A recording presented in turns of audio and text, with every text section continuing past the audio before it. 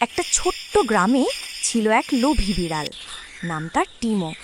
সে প্রতিদিন নদীর ধারে গিয়ে মাছ ধরে আর গুনগুন করে বলে, সব মাছ আমার হবে, কেউ পাবে না, কেউ না। একদিন সে একটা ঝলমলে রঙের মাছ ধরে ফেলে। মাছটা বলল, আমাকে ছেড়ে দে, আমি জাদুর মাছ, তুই যা চাইবি তাই দিব। টিমো হেসে বলে, তাহলে 100টা মাছ চাই।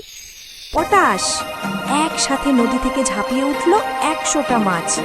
বিড়াল লোভে সব নিজের জন্য রেখে দিল। খেতে খেতে ক্লান্ত হয়ে ঘুমিয়ে গেল। সকালে উঠে দেখে নদী শুকিয়ে গেছে, কেউ নেই। জাদুর মাছের কণ্ঠ শোনা গেল, লোভী হলে সব হারাতে হয় টিমু।